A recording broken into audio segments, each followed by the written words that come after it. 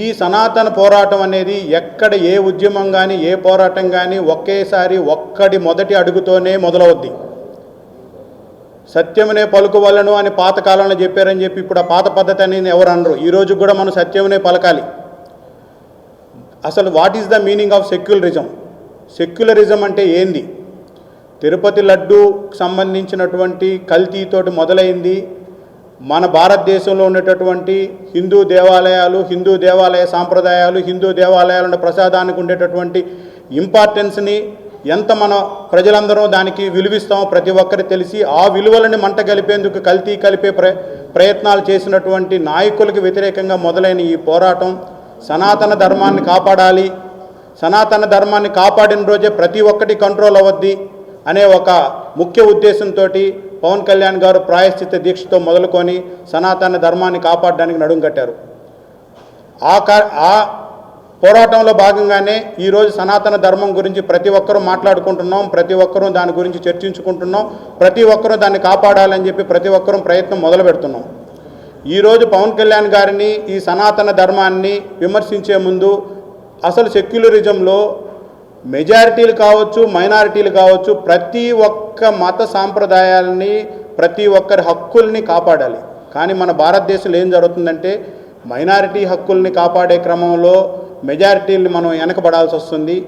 ఇక్కడ ప్రతి ఒక్కరూ కూడా ఎవరి సాంప్రదాయాలను వాళ్ళని గౌరవించుకుంటూ, ఎవరి మత ప్రయోజనాలను వాళ్ళని కాపాడుకుంటూ ముందుకు సాగాలనే పవన్ కళ్యాణ్ గారు పిలిపించారు తప్పితే ఎక్కడ కూడా వేరే మతాన్ని అవమానపరచడం కానీ, వేరే మతాన్ని కించపరచడం కానీ ఎక్కడా చేయలేదు.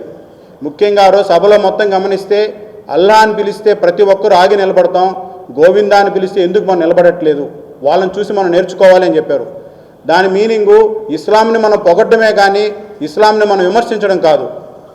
అలాగే చర్చీలు అన్నిటి మీద కూడా ఆయన గౌరవంగానే మాట్లాడారు.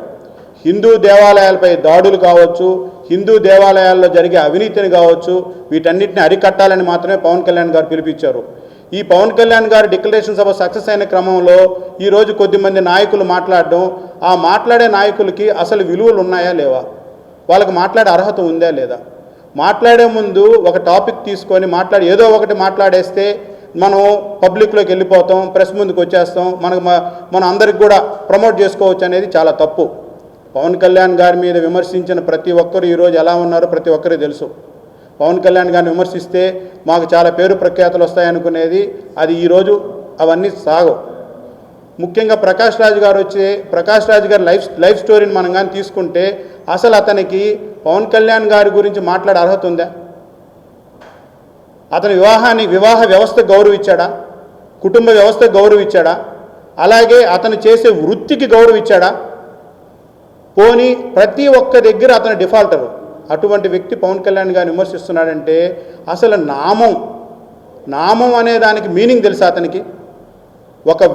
ఒక వ్యక్తి సాంప్రదాయాలను మనం గౌరవిస్తున్నప్పుడు మనం ధరించేటటువంటి నామాన్ని కూడా అతను విమర్శిస్తున్నాడంటే అటువంటి వ్యక్తుల మాటల్ని మనం తీవ్రంగా వ్యతిరేకించి అటువంటి వాళ్ళ నోళ్ళు మూయించాల్సినటువంటి బాధ్యత మనందరి మీద ఉంది. సనాతన ధర్మం గురించి ఈరోజు మనందరం మాట్లాడుకుంటున్నామంటే, సనాతన ధర్మం కాపాడే దిశగా మనందరం ప్రయత్నిస్తున్నామంటే దానికి మా పవన్ కళ్యాణ్ గారు, మా జనసేన పార్టీ అధ్యక్షుడు నడుం కట్టడం, ఆయన ఉద్యమం స్టార్ట్ చేయడం మేమంతా గర్వంగా ఫీల్ అవుతున్నాం.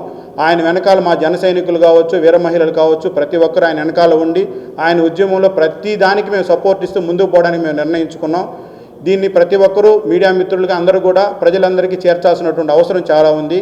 జై హింద్, జై పవన్ కళ్యాణ్, జై జనసేన.